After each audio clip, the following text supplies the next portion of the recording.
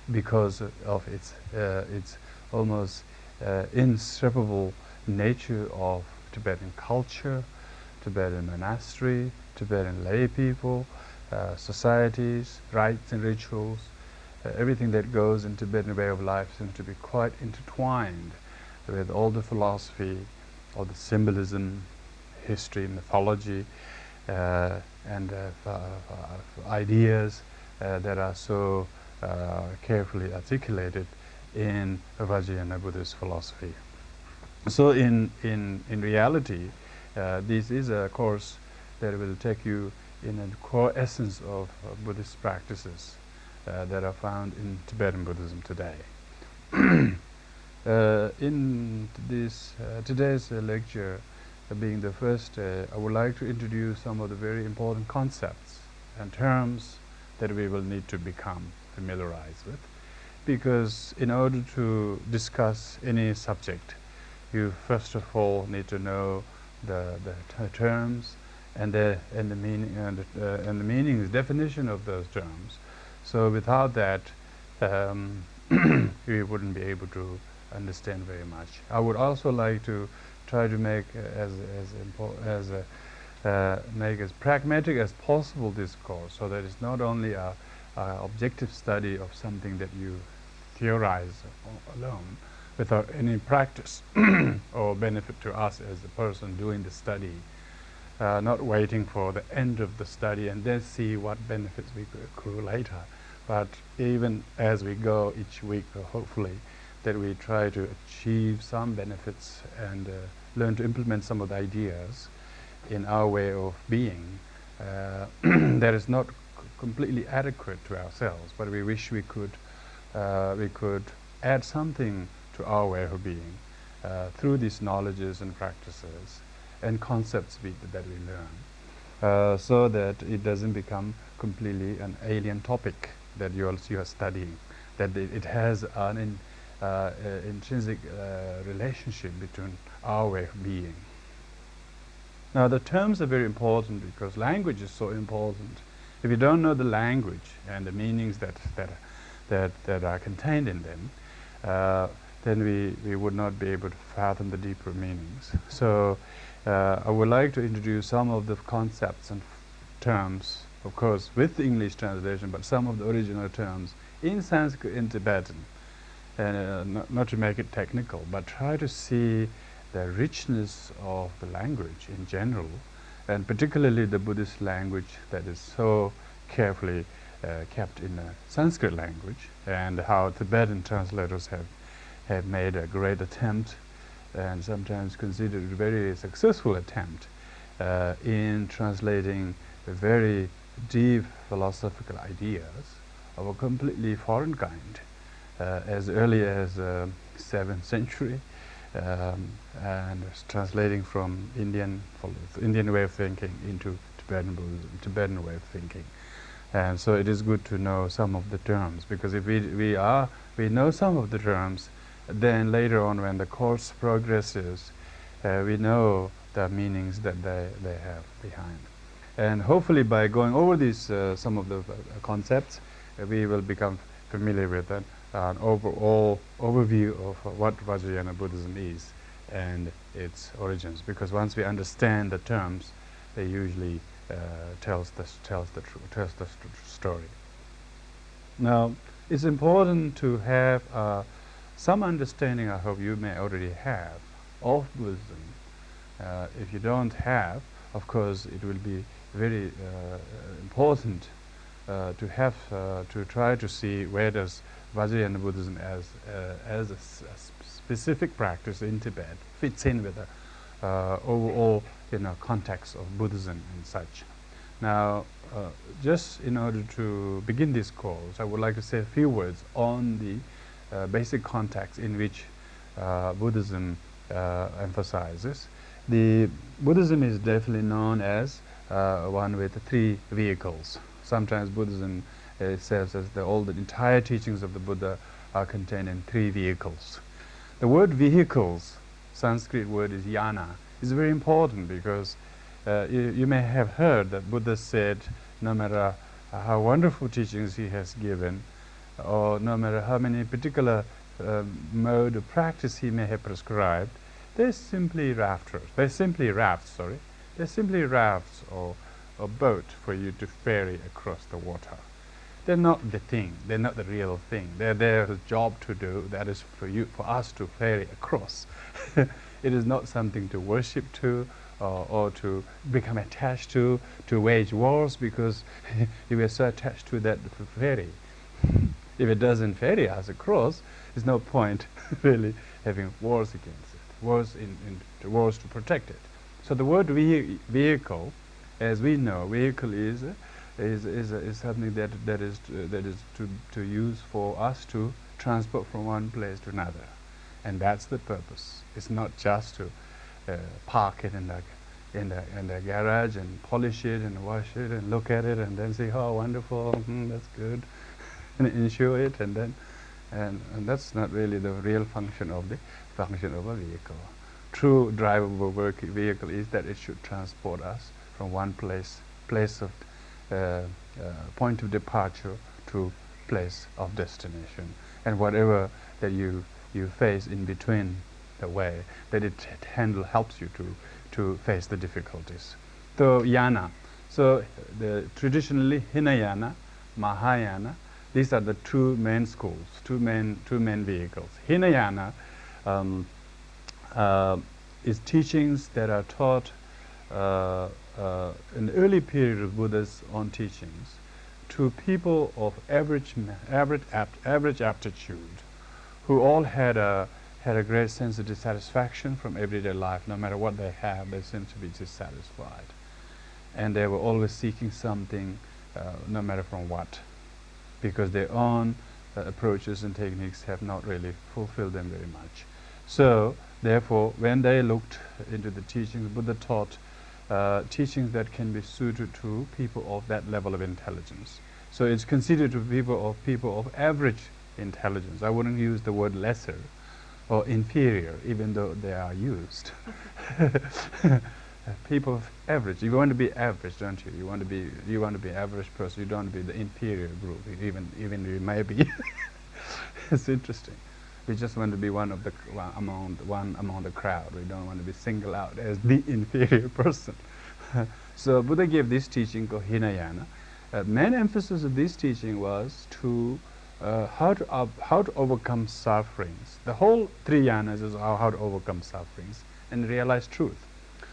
And emphasis of the Hinayana teaching was to see the causes of suffering, including the objects or things that are related with that which brings about suffering, to shun the objects or causes or factors that give rise to suffering.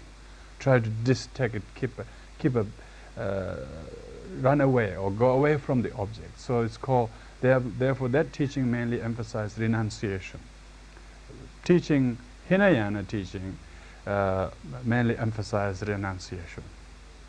So that's why in the early period of Buddha's teaching, there was so much emphasis of monasticism, and there still is, but not as large as it was emphasized then, because most people could relate to the suffering and the cause of suffering. And when those very sufferings are pointed out, where the suffering came out as the causes, they usually could identify, yes, I get my suffering because I'm attached to this, I'm angry at that person, and so forth. So people try to avoid those places of people, of objects of attachment and anger, and therefore took a very reclusive lifestyle, and therefore it suited so the majority of people who wanted to I call this practice of prohibition.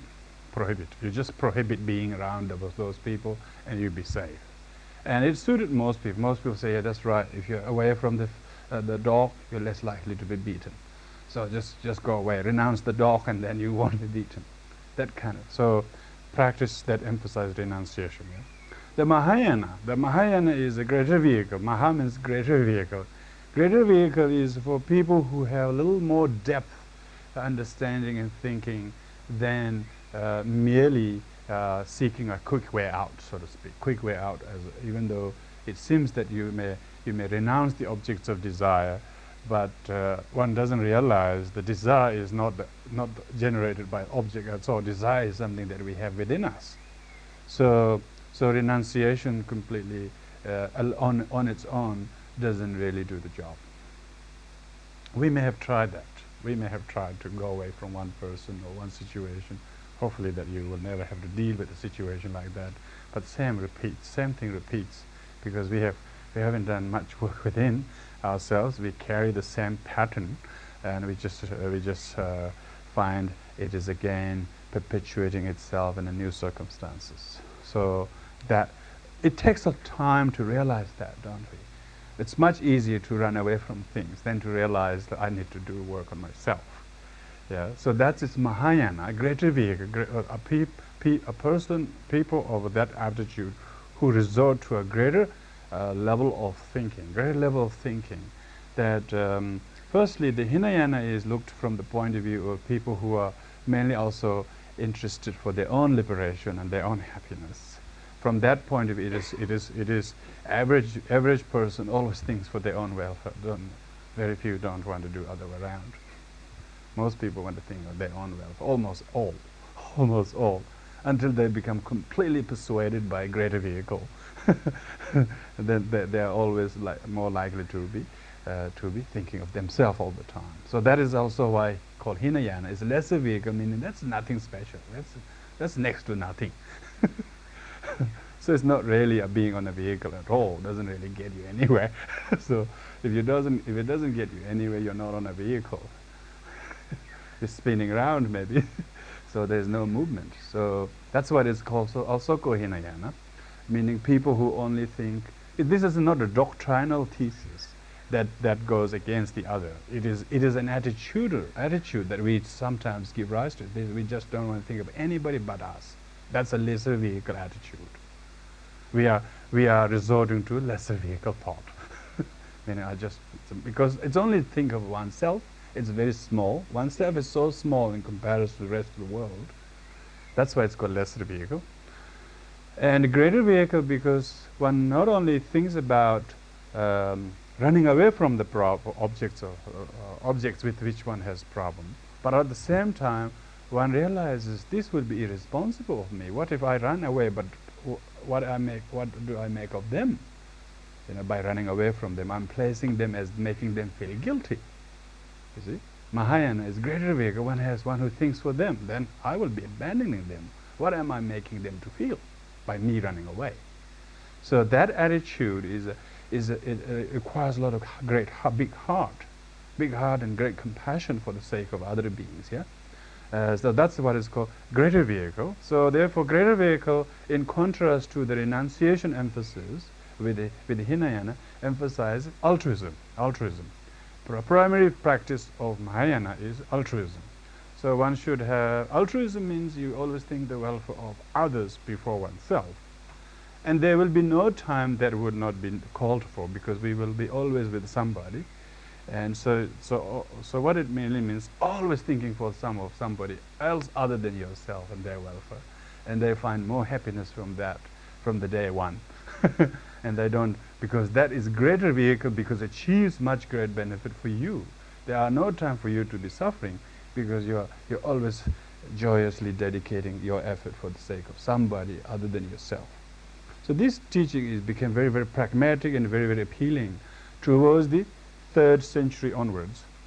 This Buddha came about 6th century before Christ. So this is what we're talking about, a good 800 years. So Hinayana had a good 800-year run. And of course it benefited many people, and it still continues to benefit today, because amongst us, if sometimes our mind just want to do our own. We don't want to do for anybody. We just want to practice our own self-development. All the self-development courses, all the Hinayana practices. So they don't talk about development of others. They don't offer any course how to develop and benefit other courses. Benefiting other courses. Come on. Benefiting other courses. We have to see that. There's only self-development courses. Even today, there's a huge quantity of Hinayana candidates. Hinayana candidates much bigger than Mahayana candidates. Yeah. So, but without making these two as a two distinctive schools fighting one against another, this should be seen as a kind of different sort of mood of ourselves. Sometimes we have a very mood swing from Hinayana to Mahayana. All of a sudden we're very kind and we're giving and we realize how nice it is to give. And then we're already happy, you know. We didn't know, we didn't do that until then, but we should have done that all the time.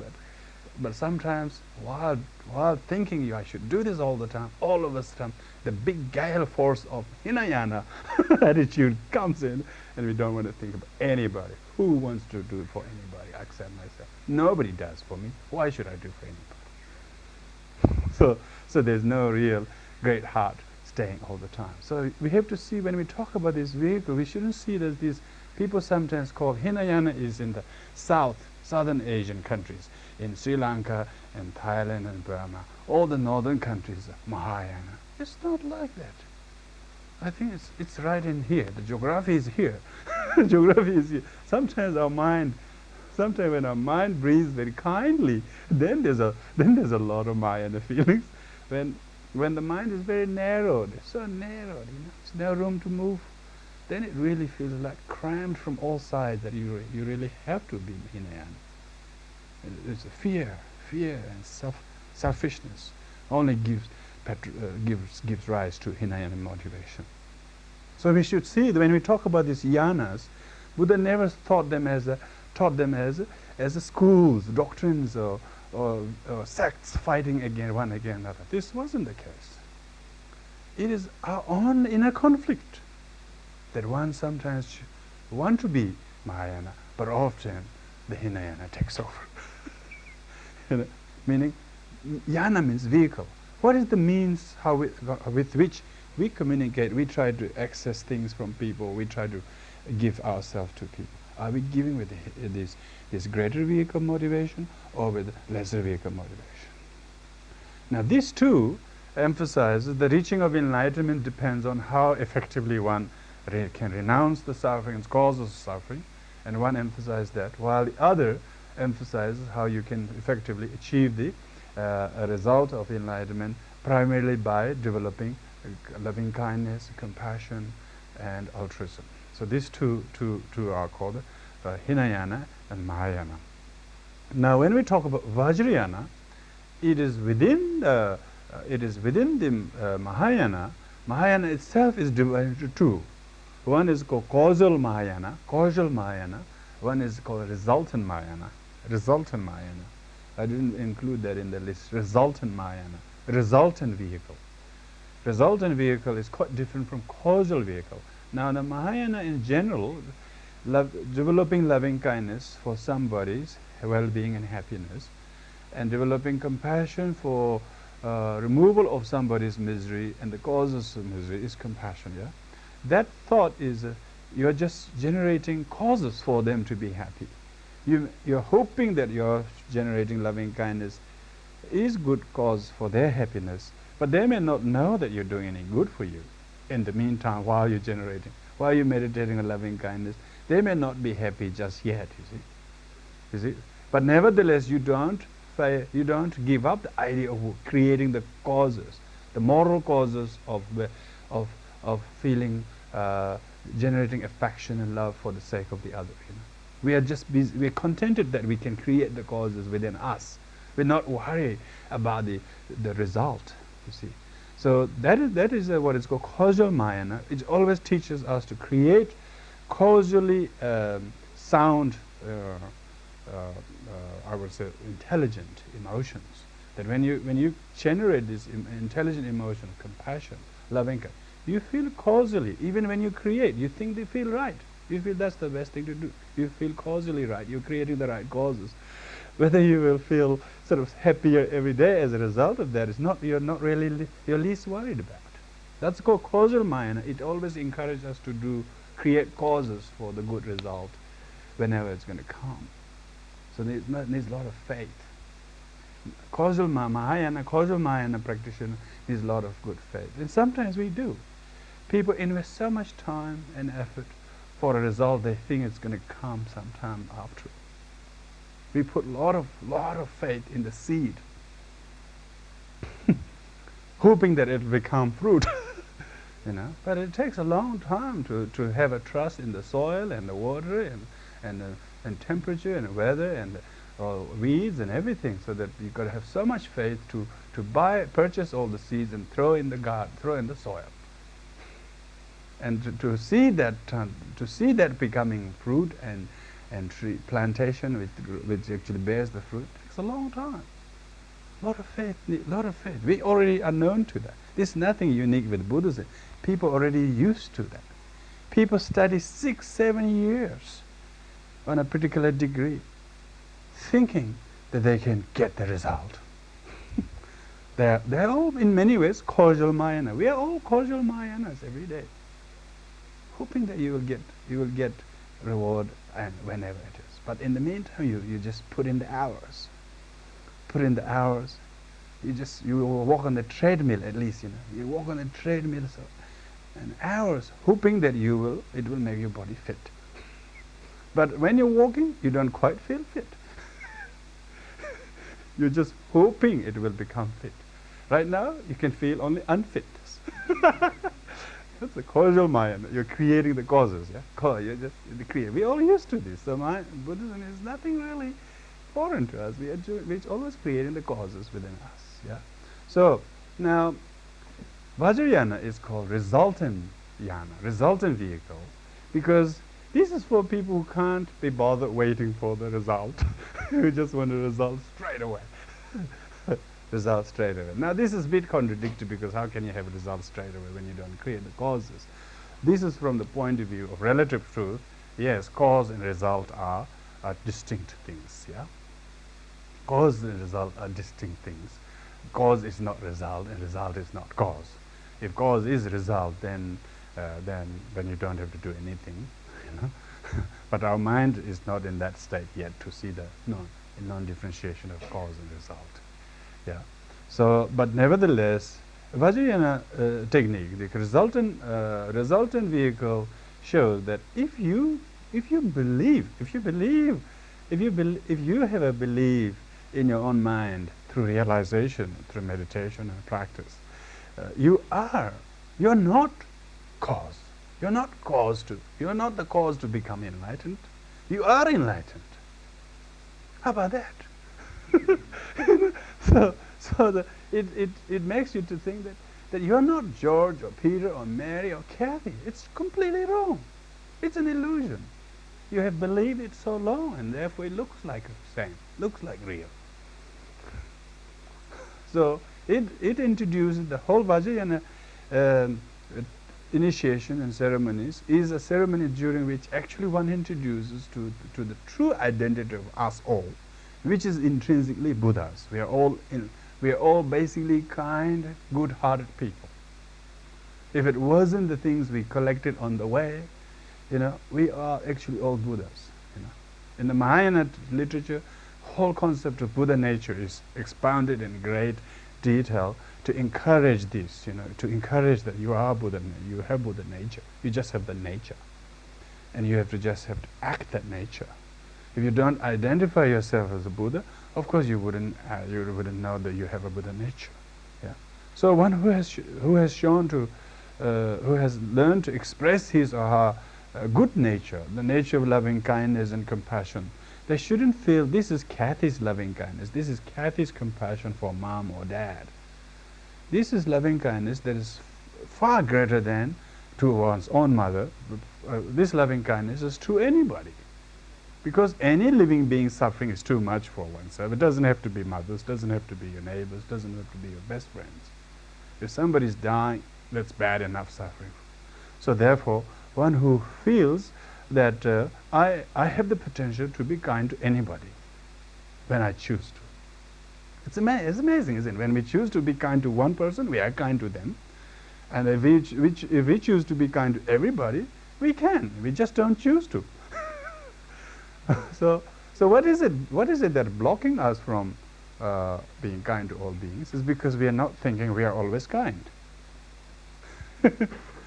So one who couldn't recognize the resultant quality of us as always kind, of course will not have will not be able to easily cultivate compassion and loving kindness to all living beings, because one doesn't believe that one is that kind of person, because one is too caught up in the old, what we call the long sedimented propensity of oneself seeing an ordinary person. Always have learned to worry about oneself and think about oneself. So resultant Mahayana, therefore, is through initiation and various ceremonies and teachings and practices. The Vajrayana technique gives a vehicle. Gives a vehicle means a practice, in this case a practice, for the person to identify themselves as the enlightened one. It gives them the place, I would say place, the body, activities and resources. All four of these things transform into the pure vision, a place where one doesn't see as impure. Because when we are not able to transform our abode with our pure vision, we can get fed up with the place. We don't like to live in the place, We get angry with the place. We don't like to. We want to go somewhere else, as if the other suburb is much better. It's just another 4-bedroom house. Yes, looks so good, We always need to physically transform places, Even physically moving one place to another makes us a little happy. So it shows if we can ultimately transform the very being himself, it will be far more resultant, The fruition will be much easier to realize. So that's why the resultant Mahayana uses the technique of transformative techniques, which transform the place of one's abode. It teaches meditation to transform the place where you live. Every meditation, sir. There's no exception. So every meditation with Vajrayana meditation always begins with the transformation of the place where you are staying, wherever it is. It doesn't matter whether you are in the most ideal location. That also needs transforming. Not to mention the place you don't want to stay. You need to always transform the place where you are. If you cannot transform the environment, you are always affected by the environment you have created, because environment is how the inhabitants create the environment, and then the environment affects them. So in many ways, this first resultant means it enables us to transform meditationally the place of one's living, or place wherever one is, into a pure realm, That's called transforming the place of meditation. And then oneself also, because that's a resultant in the sense you want to be enlightened, so it has to be in an enlightened realm. Okay, if you are in an enlightened realm, you could not be unenlightened. So the second transformation is transformation of yourself. Your whole body, your whole senses, everything is pure. Everything is pure. So transformation of your own body, and really, any factors that you identify, what we call five aggregates. Your form aggregates, physical aggregates, your feeling aggregates. You don't feel same thing as you used to. You don't see forms as you used to do. Perception, your way you perceive things is completely changed. Your compositional, your volitional actions, all activities of your body, your speech, your mind, your hearing, your any effort that you do are all transformed into divine nature, which is called the. And then your own consciousness, most important, your own consciousness is also transformed. So the transformation of oneself is transformation of these 5 aggregates. 5 aggregates means these things are that aggregated together, and then we have labeled ourselves to be this person. But in fact, if you break it down, there's nothing of you left. There's only the true nature of your own mind, which is same as the enlightened mind. So therefore fittingly identify oneself as enlightened. And one who could visualize oneself being in an enlightened realm sees oneself and all others as enlightened beings. Now, these two therefore makes it easier to see all sensory objects are what is called resources. All resources are also transformed. All resources are transformed, whatever you see, whatever you hear. So if you have a technique of Vajrayana practice that you have to see, even if you hear something that is so disruptive, disturbing, if you have sustained this practice to transform your hearing, all the sound that you hear are not ordinary sound, but they are all echoes of the mantra of the practice that you have received. So you are transforming them into the resultant quality of the divine sound. Yeah, divine sound. Likewise, form. Likewise, taste. Likewise, touch. Likewise, smell. Everything. Everything is transformed when one's practice is very good. So that's the transformation of resources. Then transformation of activities. Every activities you do, whether it's physical movement, what we call mudras or gestures, or whether you breathe in or whether you breathe out, or whether you're walking down the road, or whether you're climbing up a ladder, whatever activities you do, all are worthy of transforming into a much more meaningful activities that your mind want to you want your mind to be doing. Because a person may be needing to go to get some milk from the grocery shop, which is just down the block, but you really wish the milk was here, and the milk is not here, and so you say, "Oh, damn, I have to go again." So they need to get the milk, but they're really not happy they have to go. You see, but a person who has got the resultant Mahayana teachings and practices can straight away switch on the practice of transforming activities. Activities. What I'm walking down the road, not just to get up the milk, no, to benefit anybody I meet on the way. Somebody might be needing me, and so your walk down the road, activities such as just going to get something could be transformed. That is called transforming neutral activities into positive activities. Yeah, ordinary we may say, "Oh, I wish I don't have to do that," but our mind is not capable, hasn't got the resource to transform that into meaningful activities. So it is from this point of view of transforming ordinary impure vision activities into pure vision activities, this is why it is called resultant Mahayana, because it always transforms into the ideal result that your mind so desires. And if your mind has the imagination and it has the resource and techniques that you have learned, then so much the better. Okay. And so that is a resultant Mahayana has a meaning of many transform. It's mainly there for users.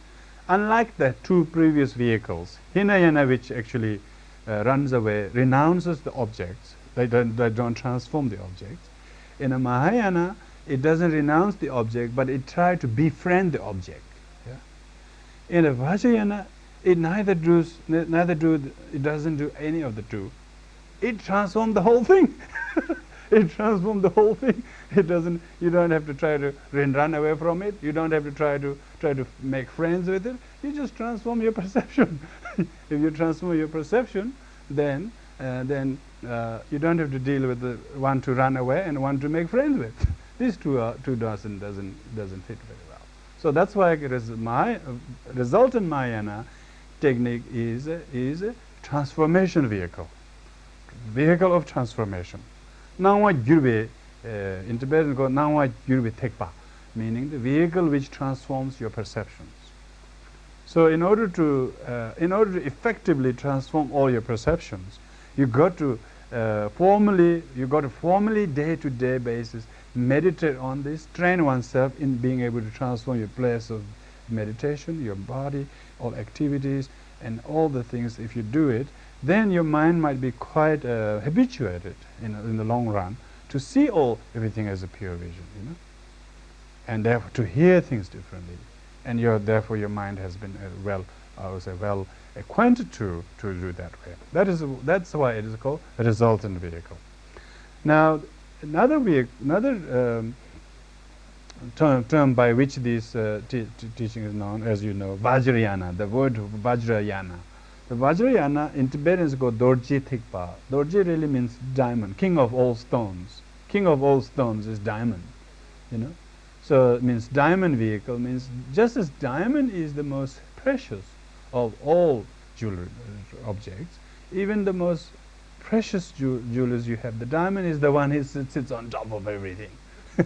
Likewise, Vajrayana is the most precious vehicle of all, because it makes you to not to search something externally, it makes you to identify the real precious that you are, that you yourself are, because your own intrinsic nature of your mind, which in Mahayana Buddhist terminology is called Buddha nature, but in Vajrayana they call Vajra nature.